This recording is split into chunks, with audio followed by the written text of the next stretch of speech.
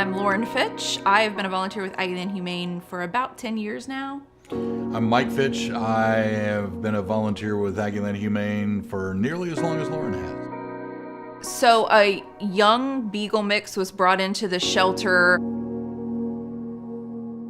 Beagles are pretty popular pets, so he had 5 adoption applications on him fairly quickly.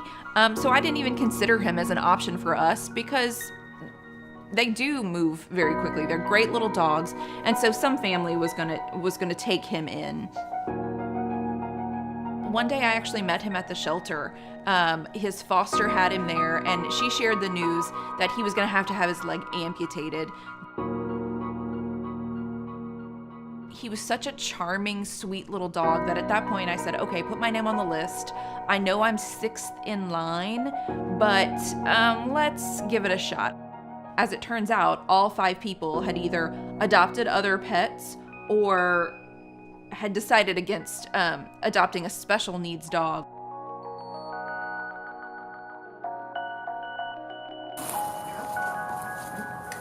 Wait.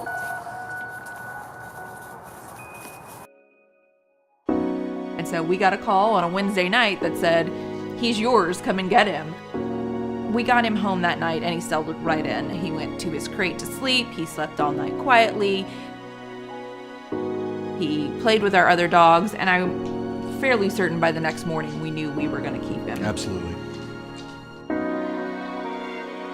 If you didn't know it by looking at him, you'd never know that he was missing a leg. There's no disability with this one.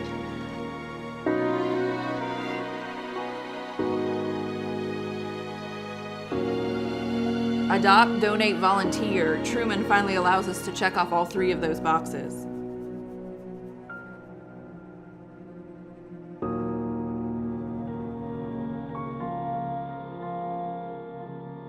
Having a pet is tremendously important as a companion to people's lives. I fully believe that pets, dogs, cats are fantastic at lowering anxiety, helping people get out and exercise, just having someone that they can connect to and take care of and be a part of and get that unconditional love. A friend of mine fell in love with one of our dogs from our Charlie Brown litter, actually.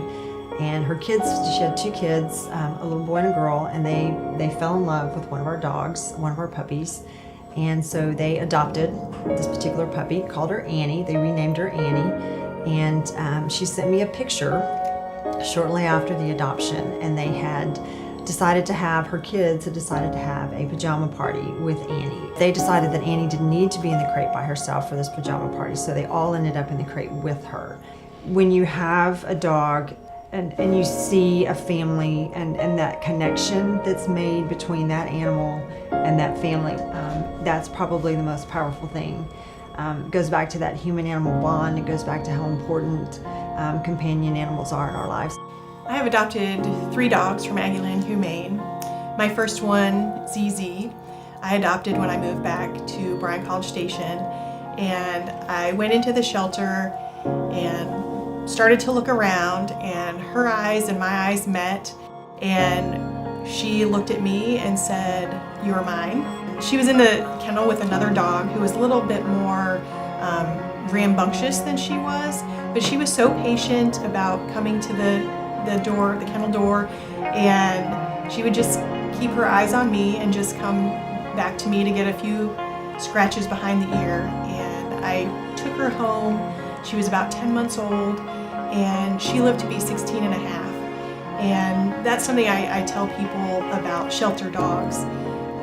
They live a long time when you give them a good home, and no matter what their start was, they have a great opportunity for a fantastic life and companionship. The one dog that's probably the most special to me is my dog Zeke, who I have adopted through Aggieland Humane.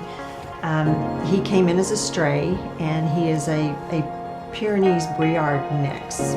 So he's big and he's white, and he's very fluffy, and he's sort of a gentle giant, and he's got a huge heart. But he just had these eyes and you could just tell, it's like you look through these eyes and you could just see his soul almost. Our move to Leonard Road has really improved our ability to serve the community. We have 17 acres, so we have more space for our animals. The dogs and cats are in different buildings. We have plenty of space for our volunteers to take dogs outside, help them learn how to walk on a leash, get them socialized, give them exercise that they need to be healthy and happy. And this location has just been a wonderful move for us. One of the most significant opportunities that Aggieland Humane Society has had recently is our mobile spay-neuter clinic. What we've realized is obviously you have to have, to work towards a no-kill shelter, you have to have the adoption programs and you have to have the transfer programs. But what you come to realize is, as you get further and further into that movement is you have to look at the front end of it. Basically, if we can cut down on the number of puppies and kittens that are born every year, then it will balance out with the adoption programs. It'll balance out with the transfer programs. So you really have to attack the problem from both sides. We are looking forward to the opportunity to being able to take our spay-neuter clinic into more areas of the community, more days of the week. This organization is very mission-driven and prioritizes the health and wellness of animals, the human-animal bond in the community, and getting animals to a wonderful home for the rest of their lives.